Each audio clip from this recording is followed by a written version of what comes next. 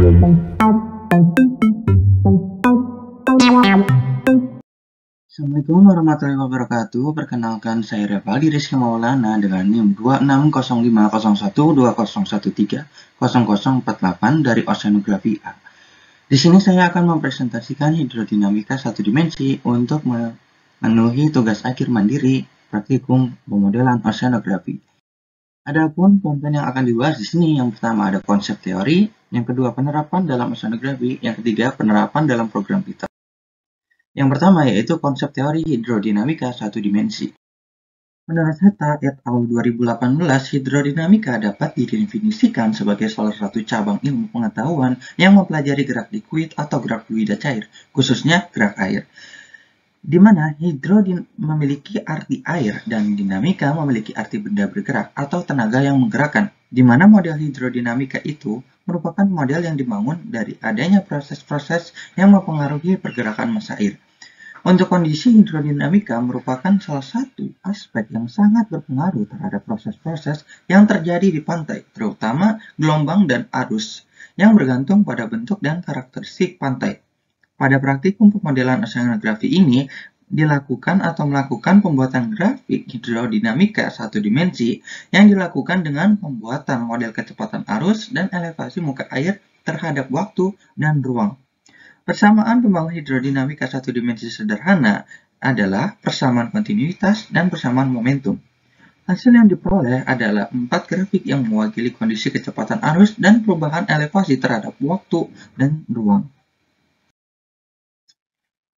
Yang selanjutnya yaitu persamaan hidrodinamika satu dimensi sederhana yang merupakan persamaan yang menggunakan persamaan kontinuitas dan persamaan momentum gerak sebagai persamaan pembangun. Yang bisa dilihat sendiri persamaan momentumnya seperti ini dan juga persamaan kontinuitasnya juga seperti ini. Lanjut, di sini ada persamaan pengatur fluida atau persamaan pembangun yang disajikan sebagai berikut. Nah, untuk sistem persamaan yang tadi, yaitu kontinuitas dan momentum, dapat diubah menjadi persamaan transport, di mana persamaannya dapat dilihat seperti ini. Nah, selanjutnya yaitu persamaan gerak atau momentum. Bisa dilihat persamaannya ini, lalu dilinearisasi persamaannya, yaitu suku non-linear, dan disipasi diabaikan. Lalu ini persamaan pembangunnya. Nah, selanjutnya bisa dilakukan diskritisasi secara eksplisit, yang hasilnya adalah sebagai berikut. Nah, selanjutnya yaitu persamaan kontinuitas dengan persamaan pembangunnya seperti ini, nanti digabung dengan persamaan kontinuitasnya. Lalu dilakukan diskritisasi secara eksplisit, sehingga hasilnya seperti ini. Diskritisasi numerik persamaan hidrodinamika satu dimensi secara eksplisit tersebut harus memenuhi kriteria stabilitas CFL sebagai berikut.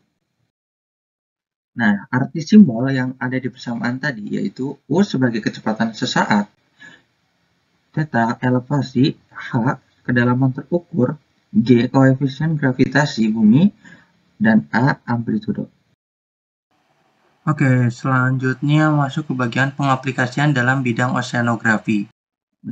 Pengaplikasian dalam bidang oceanografi menurut Hatta et al. 2018, di mana dia mengacu kondisi hidrodinamikanya, yaitu salah satu aspek yang sangat berpengaruh terhadap proses-proses yang terjadi di pantai, terutama gelombang dan arus, bergantung pada bentuk dan karakteristik pantai tersebut. Hal tersebut menunjukkan sebaran sedimen, polutan, dan komunitas biotik di suatu perairan akan sangat bergantung dari kondisi hidrodinamikanya, sehingga sebaran konsentrasi parameter fisika dan juga kimia perairan sangat penting diketahui, mengingat aspek-aspek tersebut sangat mempengaruhi kehidupan biota perairan. Hal tersebut didukung oleh beberapa penelitian yang menggunakan pemodelan hidrodinamika, di antaranya yaitu yang pertama, pemodelan hidrodinamika untuk tipe pengaman pantai di pantai terawang, yaitu dari Hatta et al. 2018. Yang kedua, memodelkan hidrodinamika beserta transport sedimen untuk membuktikan adanya sedimentasi dan kekeruhan di sekitar Tanjung Pontang, dari penelitian Prihantono et al. 2018. Yang ketiga, memprediksi laju sedimentasi dengan pemodelan numerik hidrodinamika dari penelitian Maharta et al. 2019. Yang keempat, pemodelan hidrodinamika untuk analisis arus dan transport sedimen dari penelitian Putra dan Pratomo 2019. Yang kelima, analisis pemodelan hidrodinamika untuk mendesain breakwater di Pelabuhan Pelungkung, Bali, dari penelitian Darmawan dan Kurniadi. Selanjutnya yaitu penerapannya dalam pemrograman Python. Oke, selanjutnya kita akan memasuki program Python-nya. Di sini yang pertama yaitu import matplotlib, buildplot, splt, dan importnya BSNP. Lalu dilakukan proses awal yaitu perhitungannya dengan memasukkan nilai-nilainya yang ada yaitu panjang grid, waktu simulasi, amplitudo, dan juga sebagainya. Lalu dilakukan perhitungan awalnya seperti ini. Dan di sini bisa dilihat juga diskritisasi persamaan dari persamaan momentum dan juga persamaan kontinuitasnya. Selanjutnya setelah dilakukan perhitungan awal atau proses awalnya, dilakukan pembuatan grafiknya. Pembuatan grafiknya kalian bisa lihat di sini yaitu kode-kodenya, dan juga jika di run maka hasilnya akan mendapatkan 4 grafik seperti ini. Oke, mungkin selanjutnya kita akan membahas mengenai 4 grafik ini. Di sini dapat dilihat hasilnya. Yang pertama, di mana pada gambar ini menggambarkan model perubahan kecepatan arus dalam grid tertentu di sepanjang waktu atau dalam ruang tertentu. Dari grafik tersebut, diketahui kestabilannya berkisar pada waktu 0 hingga ke 400.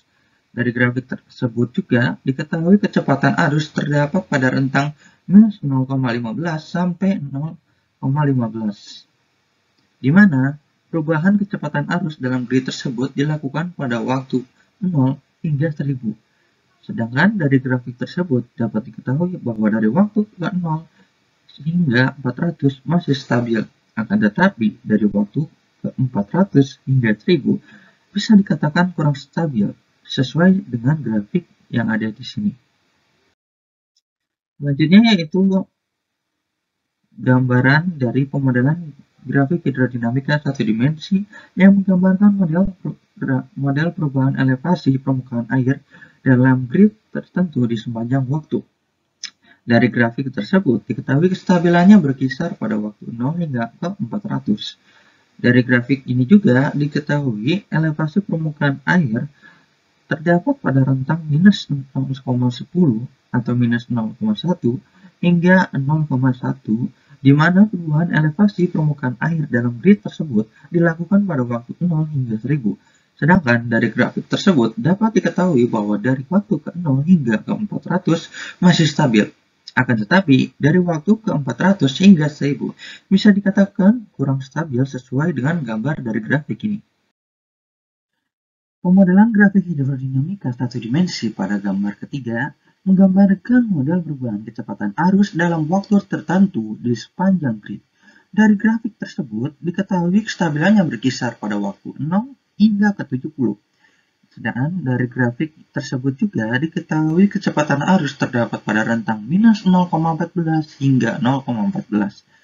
Di mana perubahan kecepatan arus dalam grid tersebut dilakukan pada grid 0 hingga 70. Dari grafik tersebut dapat diketahui bahwa dari grid ke 0 hingga 70 masih stabil, sedangkan dari grid lebih dari 70 mulai menunjukkan tidak kestabilannya. Akan tetapi, hal tersebut tidak dapat dipastikan mengingat perhitungannya dilakukan pada grid 0 hingga 70. Pemodelan grafik hidrodinamika satu dimensi pada gambar keempat ini menggambarkan model perubahan elevasi permukaan air dalam waktu tertentu di sepanjang grid. Dari grafik tersebut diketahui ketidakstabilannya berkisar pada waktu 0 hingga 70. Dari grafik tersebut juga diketahui elevasi permukaan air terdapat pada rentang minus 0,10 hingga 0,10. Di mana perubahan elevasi permukaan air dalam grid tersebut dilakukan pada grid 0 hingga 70. Dari grafik tersebut diketahui juga bahwa dari grid ke 0 hingga 70 masih stabil, sedangkan dari grid lebih dari 70 mulai menunjukkan ketidakstabilannya. Akan tetapi hal tersebut tidak dapat dipastikan mengingat perhitungannya dilakukan pada grid 0 hingga 70. Berdasarkan hasil simulasi model, diperoleh hasil arus serta elevasi yang berbeda-beda. Hal tersebut tidak lepas dari ketidakstabilan yang terjadi pada masing-masing grafik tersebut, di mana ketidakstabilan kemungkinan disebabkan dari ketidakkonsistenan nilai variabel kecepatan arus dan elevasi muka air terhadap waktu. Karena keempat grafik tersebut dipengaruhi oleh adanya boundary.